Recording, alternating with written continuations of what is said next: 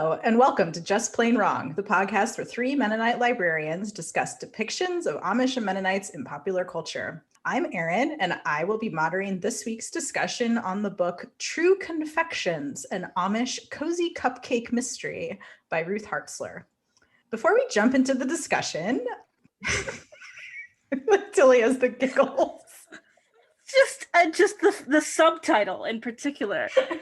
An Amish Cozy Cupcake Mystery, not a Cozy Amish Cupcake Mystery, No. or a Cozy Cupcake Amish Mystery, or True Amish Confections, a Cozy Cupcake. Like, there's so many places you could put Amish.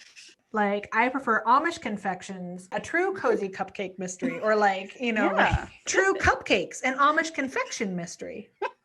Speaking of confections and perhaps cupcakes and mysteries, we've talked about baking a lot already on this podcast, but this is literally a book about a cupcake shop. So it seems apt to start our discussion this week, again, talking about baked goods. So what's your go-to baked thing? If you had to open a very niche and very specific bakery that only had one type of baked good, what would it be? So Abby? Lots of different options I was thinking about here. I do feel like I really want to read a book about a whoopie pie shop because I would be all on board that. That is one of my favorite things. But if you peruse my stained and dog-eared copy of the More with Less cookbook, my most baked item is clear from the grease stains.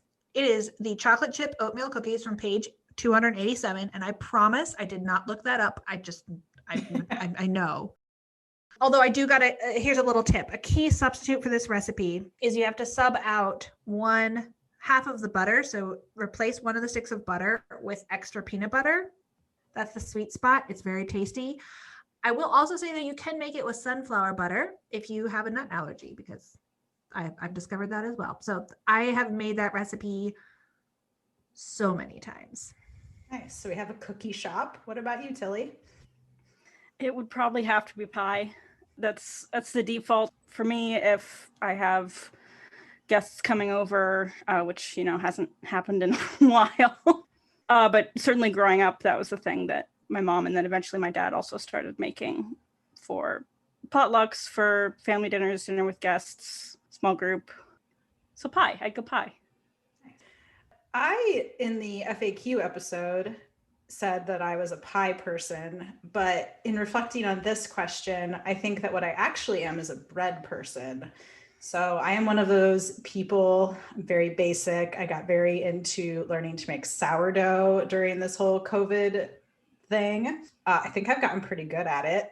I also like to make sweetbreads, like banana bread and pumpkin bread. And so we occasionally make pie and cake and cookies, but often if we're baking, it is me making some sort of bread. So if I had to open a one type of dessert bakery, it would be bread.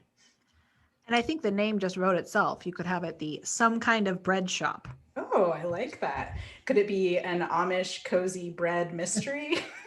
Yes. Some kind of Amish bread mystery. So let's jump into our book overview. True Confections is book one in a series by Ruth Hartzler and was published in 2019. The main character is Jane Delight, who was raised Amish but left as a teenager during Rumspringa. And after her husband unexpectedly announces he wants a divorce on her 50th birthday, no less, she moves home to work at her twin sister Rebecca's cupcake shop. Rebecca, unlike Jane, has remained Amish. Then enters a local businessman who is pressuring Rebecca to sell the bakery. And one day, after making some veiled threats, he drops dead right there in the bakery, right after eating one of the samples.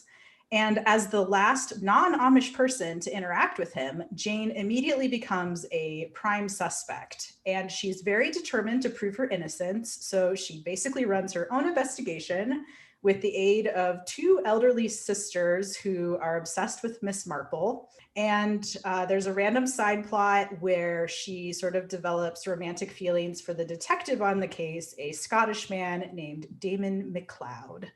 And Tilly wants me to mention that one of the side characters' names is Matilda. And so, of course, that character is quirky because there's never been a fictional Matilda that isn't quirky. It's true. They're either old frumpy, quirky, like spinster aunts, or they're like young Matilda's like Roald Dahl, and they're quirky in like a kind of strange and supernatural way. I've never read about like normal Matilda. Oh, well, wait till we read Tilly, a Mennonite Maid, and yeah, who knows? So our first question, the author makes what I think is a very interesting choice to not include any locations in this book. I think the only place that is mentioned specifically is New York City. But instead, this whole book takes place in a generic, sort of vaguely Amish town with a generic bakery, like the bakery doesn't even have a name, that's run by Jane's sister. Why do you think she did this? And does it matter? Like, I'm just curious what your thoughts are on that decision. So Tilly, we'll start with you. I figured that it was a calculated attempt to like appeal to the every reader by not being specific about place or time or the name of the cupcake shop. It drove me nuts. That she would broaden her appeal, or at least make it easier for people to imagine themselves. I think it had the opposite effect, but I could see as I read the book all these check marks ticking off in my head for certain groups of readers. Like if there was a Venn diagram for people who liked cozy mysteries and people who liked cats and people who liked Amish fiction, she was trying to get all three of those categories. It didn't stop me from trying to figure out where this was set, because I was like, well, there must be some clues. And they mentioned Scrapple and Shoe-Fly Pie. And I was like, well, it's probably Pennsylvania then. I mean, there's no proof, but those things are more common in Pennsylvania. So yeah. I decided it was set there. I agree. She doesn't say it, but with those, because of the Shoe-Fly Pie and the Scrapple references, and then there was also like a lot of these connections back to the city, which I was assuming was New York City. So that made Pennsylvania also make more sense. So our main character, Jane Delight, is not Amish, but rather left the Amish when she was in Rumspringa, and then returns in this book to live and work with her identical twin sister who remained Amish. So because of this, we get a little bit of a different perspective than we have in some of our earlier books. And we get to see sort of an Amish and non-Amish relationship and how some non-Amish perceive the Amish people. So for example, the detectives and really every character in this book accuses Jane of the murder because it's like totally implausible to any of them that Rebecca, the Amish woman, would ever commit murder. So you have any other examples and thoughts on how these dynamics were presented? I thought that this was sort of another calculated device on the part of the author, that it was either a good way to explain info dumps, so sections where the Scottish detective would be like, we don't have Amish people where I'm from, and I'm from Scotland. I don't understand anything. And the narrator would kindly say something about the Amish, and then the detective would go on his merry way after like 2 seconds of sexual tension. So I guess it was just a way to explain information in the setting in a very matter-of-fact way without having to, have a character, sit down and awkwardly think about things they wouldn't necessarily think about. Like, I do hate it when characters sit down and are like, today I'm Amish. And it means to be a pacifist if you're Amish. And I will, in my head, very clearly outline what it means to be Amish. So in some ways I appreciated the interactions, and that Jane could be this sort of like transitional person in the English world and the Amish world. But I don't know, I didn't feel like we actually got a really good look at Amish life in this book. We just got some sentences about what it was. Agreed. I also agree. Yeah, it's very much, the common theme running through a lot of these is that Amish is sometimes a veneer or just window dressing. And it did feel like that with this book a little bit. And I think in some of the other books that we've read, I have expressed some frustration with how Amish are depicted as kind of very evangelical in their decision to become or remain Amish. But in this book, I felt like it was almost at the other end of the spectrum. Like religion was an afterthought. Like it was a plot device or an excuse, you know? And the main reason that Jane gives for leaving the Amish, at least that I could figure out from this, was that she just wanted to use electricity, which I have not gone very long without electricity. So it is very appealing to me. I would very much like to keep my electrical outlets, but is that the sole reason you left? Like everyone you knew, your whole community, all of your family? And also, so not only did she leave, it's very much implied in the opening that she has not had a lot of contact necessarily with her sister. She hasn't been near her that much, but there is just none of that in this book. Like a decade-long absence, you know, you leave your family, you leave the Amish, you return and essentially live off the goodwill of your Amish sister after decades away, and there is just none of that. Like very much a missed opportunity, or very much glossed over. Yeah, no, I agree. I feel like there could have been some really interesting plot points, and instead we got what I felt was a pretty boring book.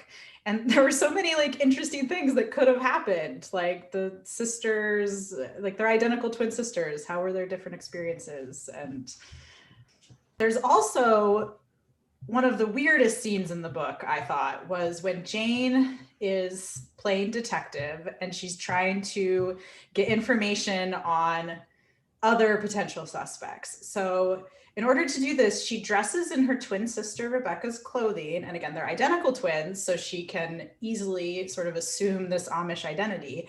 And she pretends to be Amish in order to like grill these suspects and get information from them. And she does this in, I don't know, I feel like this is sort of borderline offensive. So she uses their lack of knowledge about the Amish against them. And I have this quote here on page 93. "It is our ways, you understand. I feel the weight of responsibility because he collapsed in my store. It would put my mind at rest if you could list all of his enemies, and then I can devote myself to praying for them." So somehow that works, and these other people just provide all these names, like, oh, that the wife knows about his mistresses, and so names those people. Like it just, I don't know if you have thoughts on that, but I found that bizarre and weird. And yeah, on the one hand, I thought this is sort of righteous that someone from who was raised Amish and who has presumably been on the receiving end of misunderstandings about the Amish before can sort of use people's ignorance against them. But at the same time, it just seems like people should be more canny than this. Like they should really be like, you would like an itemized list of my husband's enemies. Yeah, that's normal.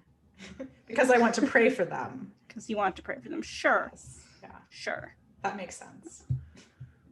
I mean, that sort of leads us right into we have this question basically on every piece of media, and we've sort of touched on the fact that this book was really vague and generic, which means there weren't a ton of like specifics to get into. But I will say the author provided a fair bit of detail.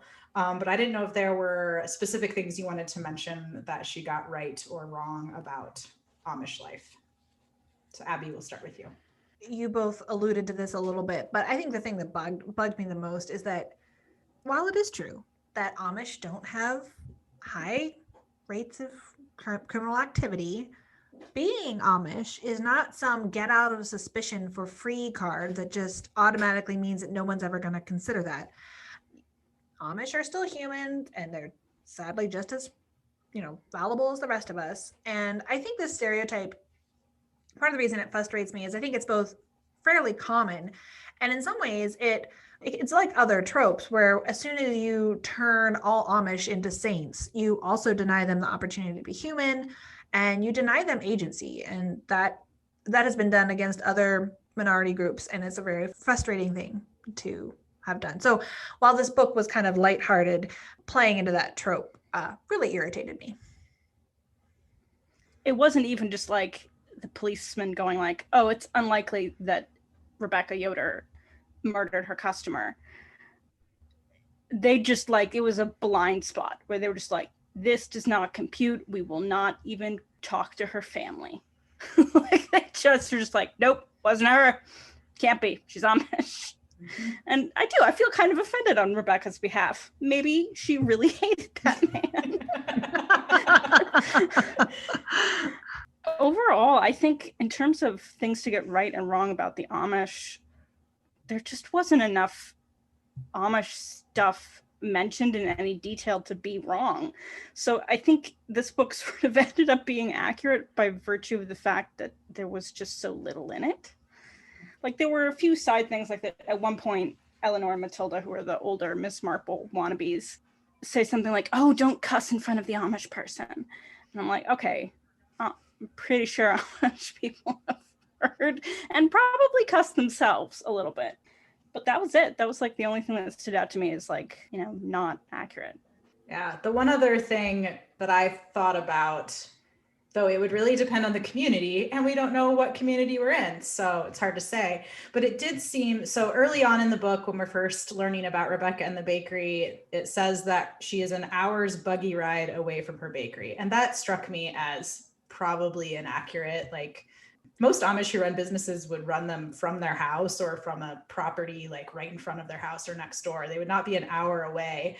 And it was also really unclear if she had kids. She is Jane's identical twin, so she would also be 50, but being Amish, it's possible she still has younger kids, in which case it would be unlikely. So Amish women can certainly own businesses. That's not against the rules, but once they have a family, that's usually considered the top priority.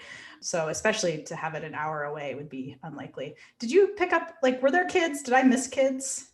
There were not kids. There was a side note. I actually did see this in my notes now that he mentioned it, that her kids had grown up and left to find houses of their own, it's just like, it's not implausible, but I just expect Amish families to be bigger and more intermingled. So even if they do have their own house, the parents and grandparents are probably in the Doty house. They're probably out back in the house designed for the grandparents to live in. And they're probably taking care of the kids, and the kids are probably helping at the store. And their family so businesses. Much more intergenerational mingling, and there's just so much more family, period. Like there's just, so I guess Rebecca's children all moved to a different state or something. I don't know. Yeah, I see. I completely missed the detail that she even had kids. So, but yeah, that struck me as a little off. I did think the names were good. We had side characters that were Bylers and Hirschbergers and other names that fit. But yeah, the hours buggy drive away, nah. So let's talk about the plot a little bit. We had this mystery. We have Colin Greaves. He dies of poisoning right after eating a cupcake in the cupcake shop. And as we've mentioned before, there are these two older women who are side characters who are really into Miss Marple, a show I have never seen, I have to admit. And Jane gets like caught up in their investigation. So how did you feel about this element of the plot? Like, did you have the mystery figured out before the end? I didn't. I don't know if it's just being not a good mystery reader, but like halfway through, I was like, I don't know, signs do kind of point to the wife. I'm kind of willing to assume it's her. But it was not the wife. It was, well, should we say? Spoiler alert. It was the owner of the co-op. No, it wasn't a co-op. It was a health food store, also without a name. Also nameless health food store. Yeah, who was being blackmailed. For a bank robbery. Yeah, like there wasn't much to point to him recently. So it was one of those things where it's like, we didn't suspect him because there were no clues to actually point us to that. Yeah. Which is a valid thing. I mean, life operates that way. You don't always conveniently find clues at the neighbor's house, or, by being a sweet old woman who just happens to talk to the right people. You don't magically get all the information you need. So I was kind of okay with the dodge. Yeah, I didn't figure it out either. Which in some ways kept me a little bit interested, but it was not necessarily in the sense of who did it. I kept reading because I was like, which one of these people is the author going to finally pick? Because, and I mean no like insult here, but it felt very much like she also did not know until she was like writing the scene, and she was like, oh, it's the health food person. I just wrote about, oh, that's who it was. And then, she didn't do what some writers do, where they then like revise and like plant clues. She was like, excellent, done. So I don't want to be too harsh. I would probably do the same thing if I was writing a mystery, because I'd be like, oh, I don't know who did it. This one. But that's what it felt like to me. Yeah, agreed. Though I guess I had assumed it wasn't, like, it felt very much like she wanted us to think it was either the wife or the son. So because of that, I was like, oh, it can't be one of them. Other mysteries I've read would, do like you said, sort of plant clues along the way. And we didn't really have that here. But there were very few clues, so it wasn't easy to predict what was going to happen. It also, everything in this book happened so quickly. We find out, like, the second paragraph is when the husband says he's leaving her for his mistress. Literally, we meet the villain, and 2 paragraphs later, he's passed away. And very similarly, the revealing of the mystery was a lot of buildup, and then all of a sudden, it's just all solved in a couple paragraphs. All right. Anything else you want to point out? Favorite lines? Any thoughts on the romance, or we haven't even talked about all of the sort of bizarre side characters, including a very weird cat. I had several favorite lines, in particular ones that illustrated just how vague Jane's life was. Like, her husband is divorcing her, and she's like, okay, well, I'm going to need some support, or I've been a housewife for so many years, I can't go back to work. And he says, you do have a degree in PR. You used to have a top job working for that fashion designer in New York. It's just why is that job always the fashion designer for that role? I feel like I've read so many books and watched so many rom-coms where it's the fashion designer girl. But it's just like no names and no sense of like he's not listing a company or the name of a designer, and these people have been married for decades. And even if he was a horrible absent husband, and apparently he was, do you just say you used to work for that one person in that one city that one time? Like, that's the level of depth that he's giving us. And that's how everything is. It's like, let's go to the shop. And they return to the cupcake shop. It's just like, really? You don't have a shorthand for your own shop? Like, you can call it the shop. And the huge bone to pick that I have is this line here that I'm going to try and find. Matilda pulled a face. It doesn't sound like a nice combination. At least that explains why the police asked Rebecca if she's ever sold savory cupcakes. And then it turns out that the villain was poisoned through the use of a savory cupcake. And what is a savory cupcake? Is that not just a muffin? Is it not just a roll with bacon on it or something? Like, what? Don't do that to me. I can't suspend disbelief to believe that a savory cupcake exists. I refuse. That's all. We all have lines in the sand. And clearly one of yours is savory cupcakes. And I support you in that line in the sand. According to the book, in the paragraph before, a savory cupcake has truffle in it. Yeah, I think it had like truffle and bacon and onion or something in it. Chicken, cheese, bacon, tomato, onion, garlic, and truffle. Oh, and potatoes. I missed potatoes. Jeez. So it's kind of like a breakfast muffin. Yes. But not egg. I could see that, like if you like binded that together with an egg, but can you just envision all of those ingredients just like smushed into a muffin tin and then baked? Like, how atrocious. Okay, so when we get to the confession, he says, I put out a plate of savory cupcakes. I filled them all with wolfsbane. So he doesn't actually describe what's in them. We don't know what they were. They tasted like wolfsbane muffins. Wolfsbane muffins. Here is a challenge for you, dear listener. Bake a savory cupcake and tell us about it. We want to know, does this exist? Can it exist? Is it good? Please do not put wolfsbane in your savory cupcakes. That was the murder weapon. That was the murder weapon. 3 of the suspects were growing. There was a surprising amount of like herbal remedies going on. Everyone was into it. So yes, please do not put wolfsbane in your savory cupcakes. We are not responsible for any accidental deaths or murders for that matter. Speaking of weird foods, one last thing. Coffee soup. I had never heard of that. Is that a thing? I felt so, okay. I will say this in the author's defense. She clearly, I think, had more knowledge of Amish people than many of our other authors, which makes me think that Amish soup is a real thing, because she also referenced like Amish peanut butter. I don't know if you caught that, which is like the delicious concoction of basically peanut butter mixed with marshmallow fluff. So because of that and like the choux-fly pie recipes that were included, I have never heard of coffee soup. I texted my dad. He had never heard of coffee soup, but I wonder if there's a community that does this. It sounds gross, like warm coffee with milk and like chunks of bread. Am I remembering right? I think that's what it was mostly. And it's one of those things that did make me wonder. I was like, that's kind of an odd tidbit to know. And, this author's name is Ruth Hartzler.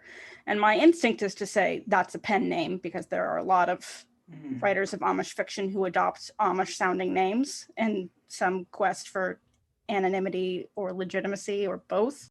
So I don't know if Ruth Hartzler has Amish or Mennonite roots, but that was one thing I was like, that's kind of a weird thing. That's not a thing that you would serve to tourists. It's the kind of weird thing that like you would eat at home and not share with the public.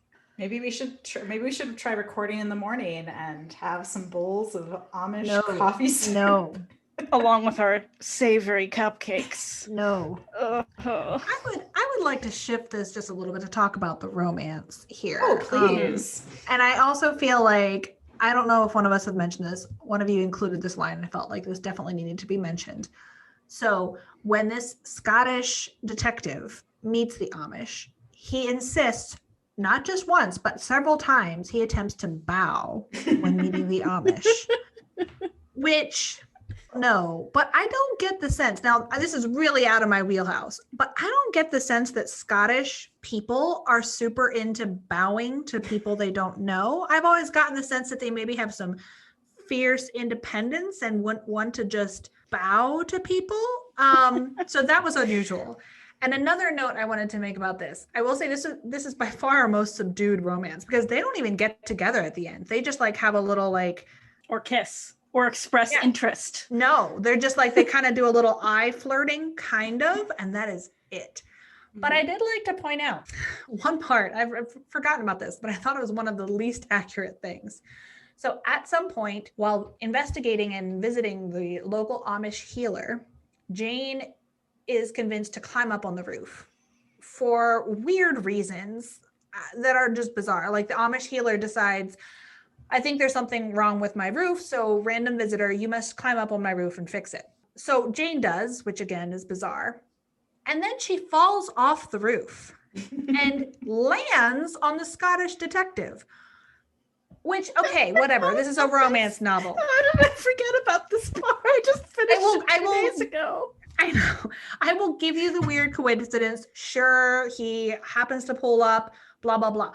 But here's the kicker. He is not injured by this. That is not possible.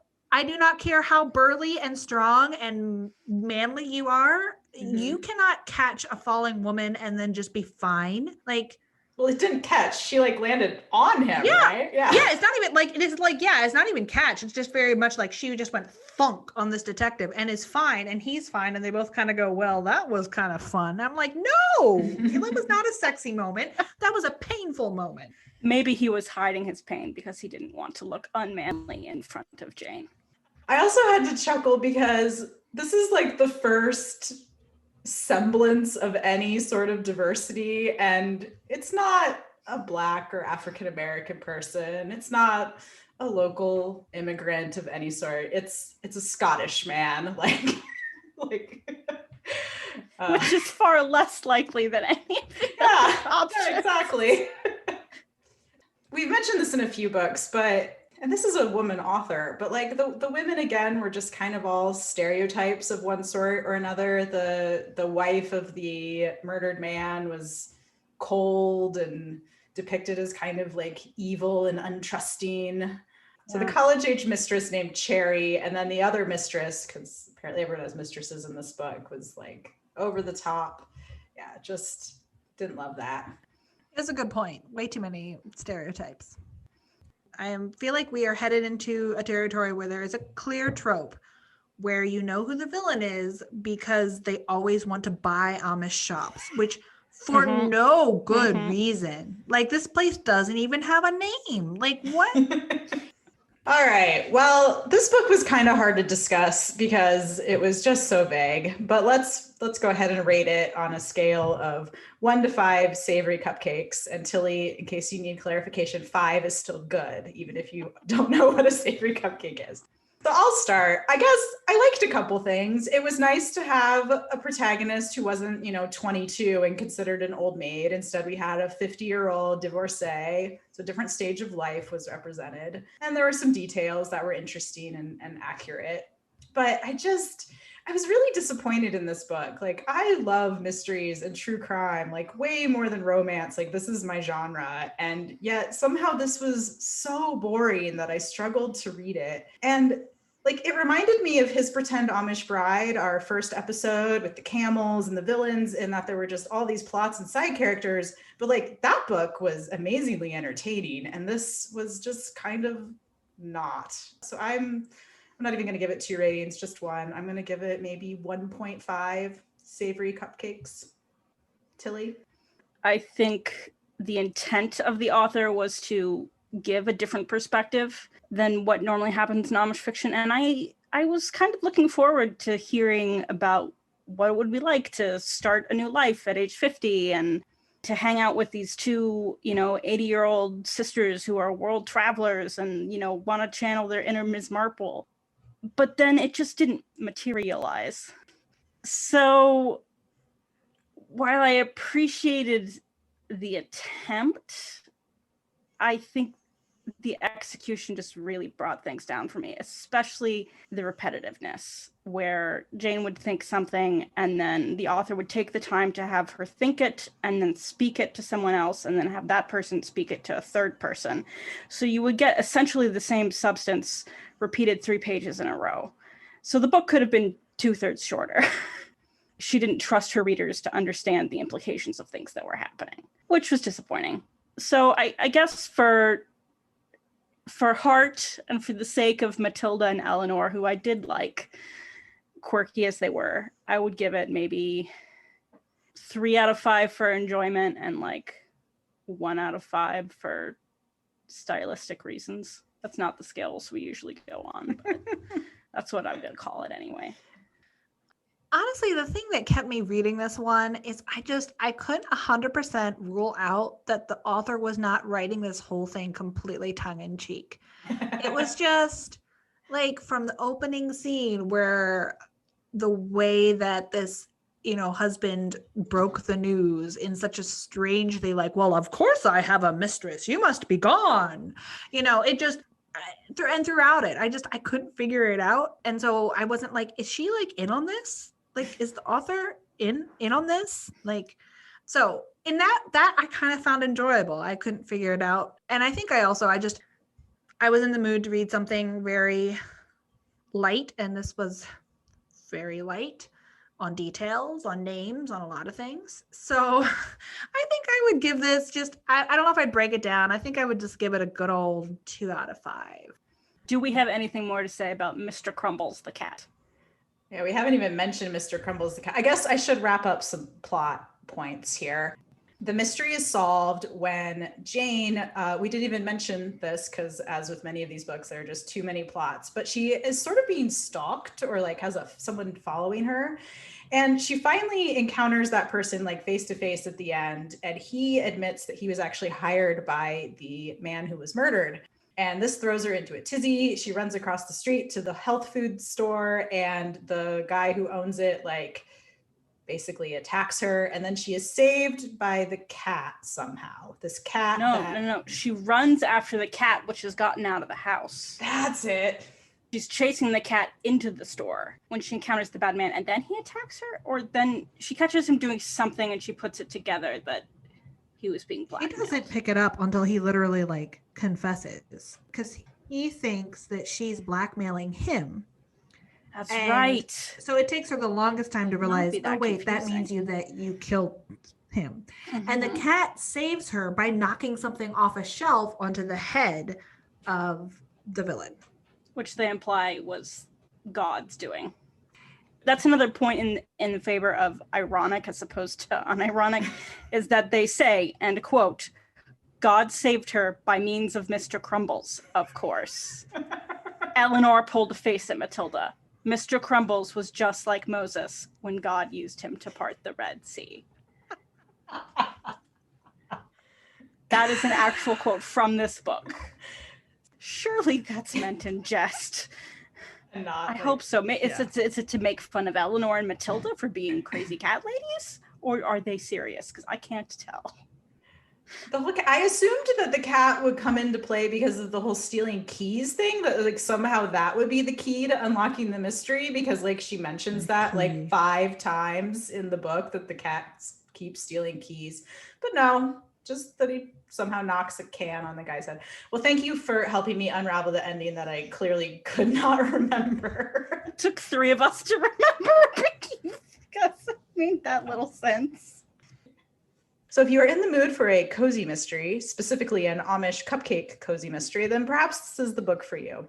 There are, I think, 2 others in the series that we probably won't read, but you can. So that wraps up our discussion for this week on True Confections. Follow us on social media. Our handles on Twitter and Instagram are at plainwrongpod, or you can email us your thoughts at plainwrongpod@gmail.com. We'll be back next Wednesday.